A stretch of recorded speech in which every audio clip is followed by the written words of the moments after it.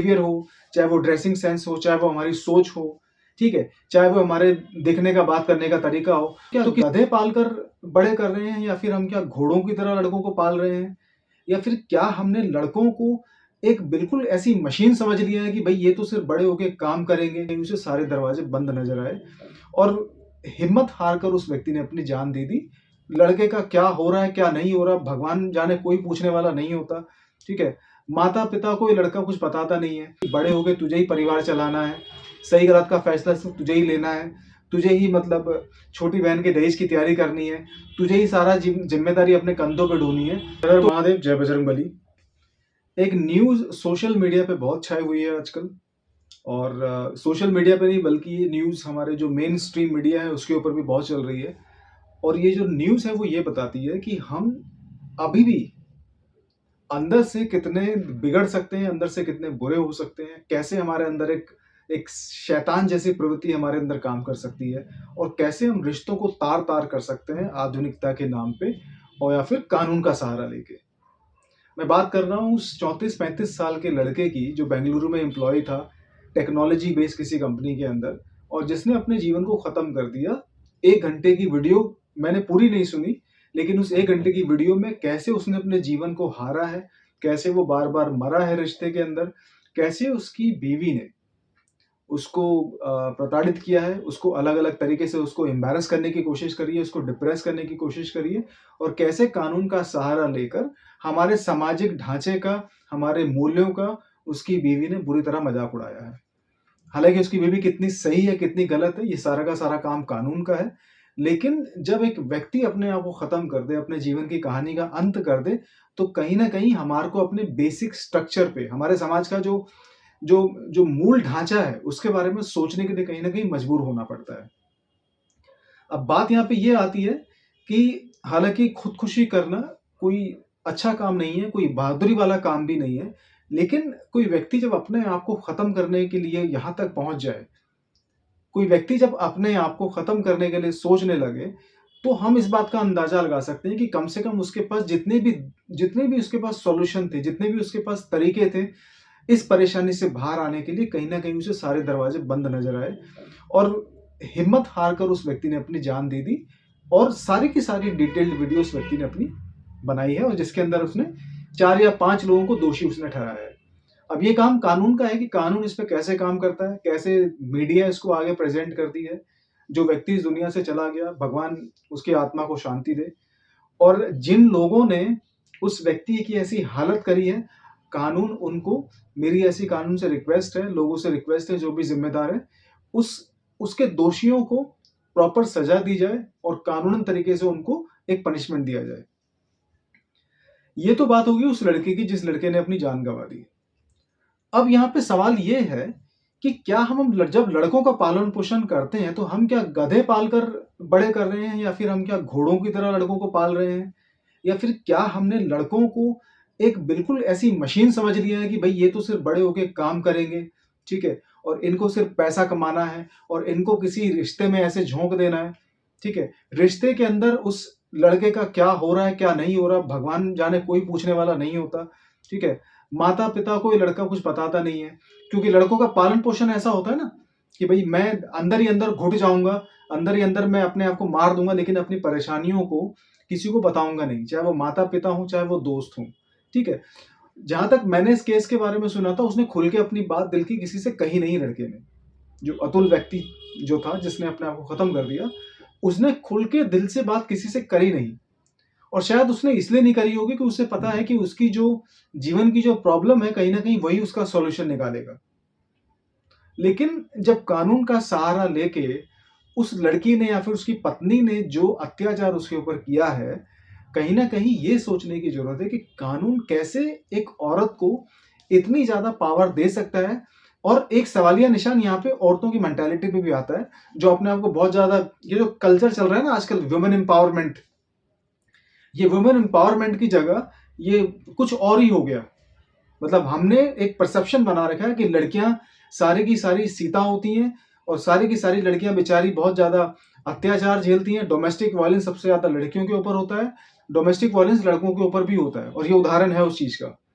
ठीक है? लेकिन सवाल यहाँ पे ये आता है कि अगर हम ऐसे ही पालन पोषण करते रहे, ऐसे ही अगर कानून के साथ खिलवाड़ करते रहे, ऐसे ही अगर हम लड़कों को प्रेशराइज करते रहे और ऐसे ही इस पुरुष प्रधान समाज में अगर लड़कों को इस मानसिकता के साथ पालते रहे कि बड़े होके तुझे ही परिवार चलाना है, सही गलत का फैसला सिर्फ तुझे ही लेना है, तुझे ही मतलब छोटी बहन के दहेज की तैयारी करनी है, तुझे ही सारा जिम्मेदारी अपने कंधों पे ढोनी है, तो वो बेचारा तो कहीं ना कहीं हार के ऐसी हरकतें करेगा,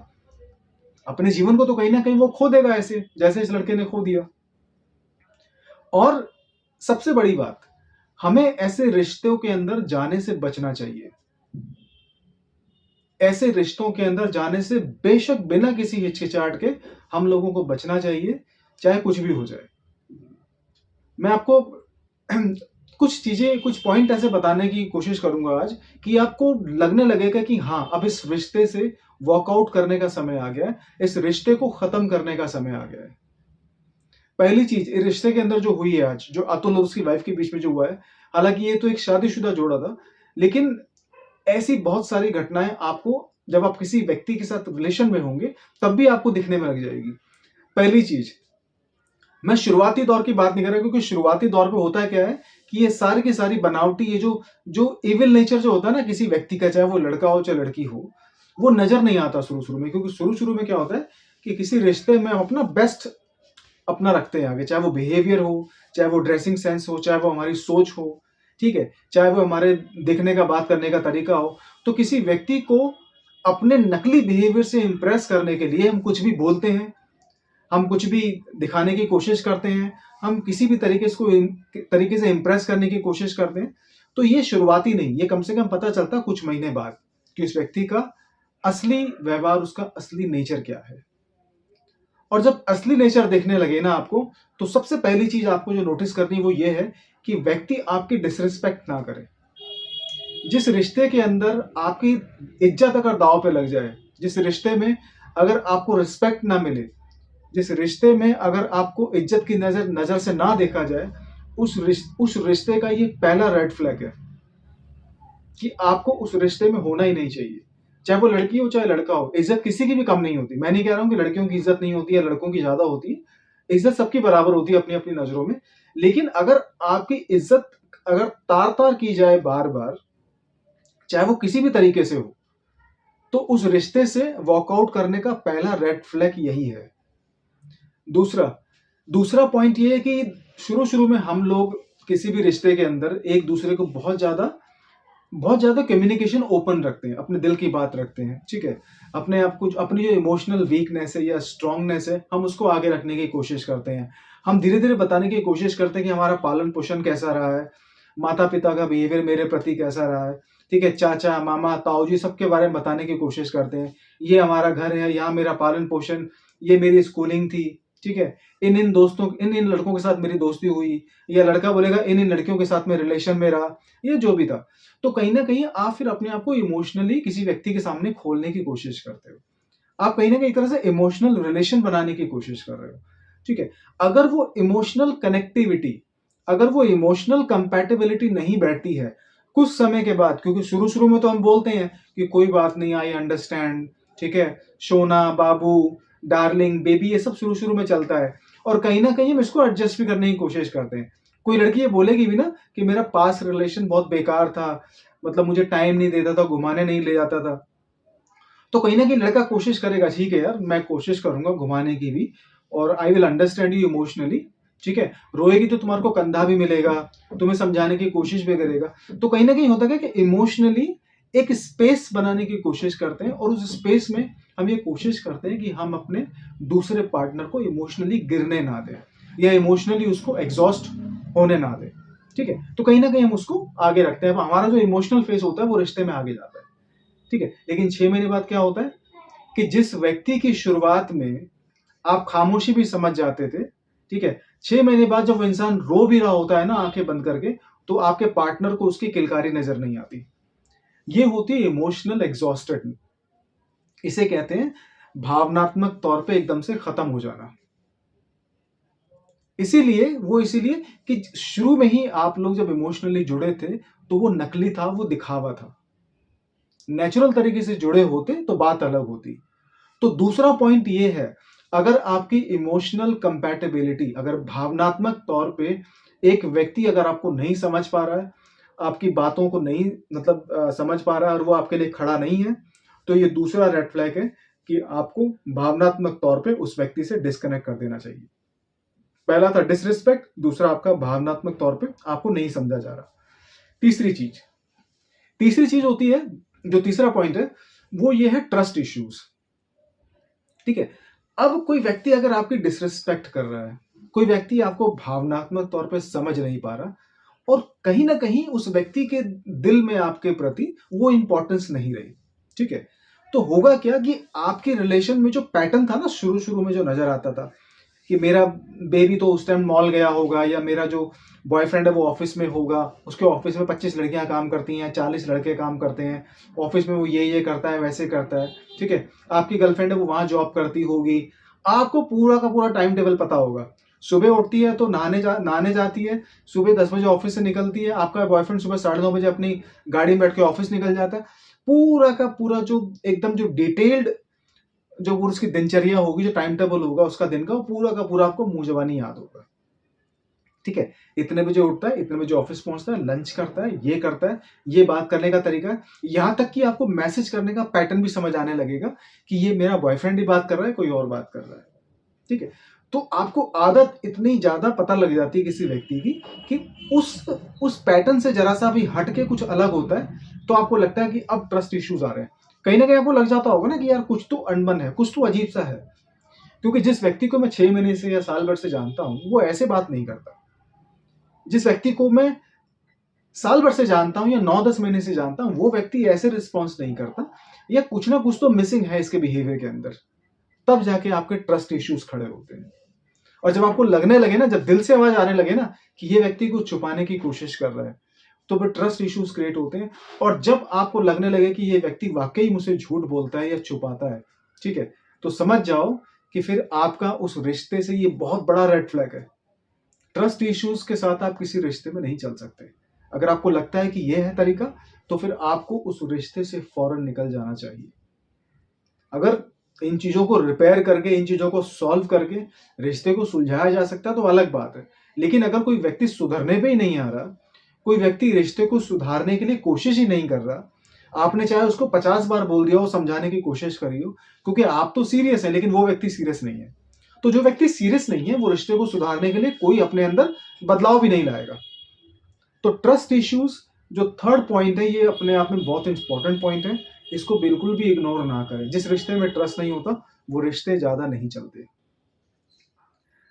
चौथा पॉइंट ये है कि आपका जो पार्टनर है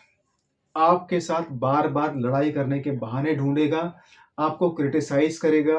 आपके साथ हो सकता है थोड़ी सी बदतमीजी से बात करने लगे, हो सकता है कि थोड़े से अपशब्द भी निकल जाए उसके मुंह से। अपशब्द मतलब हो सकता है कि जो चीज पहले वो गाली गलौज नहीं यूज करता तो वो अब कहीं ना कहीं बातों में होने लगी है। ठीक है, अपने आप को बहुत ज्यादा डिफेंसिव वो करेगा, मतलब आपकी हर बात को वो आप ही को गिल्टी फील करवाने की कोशिश करेगा,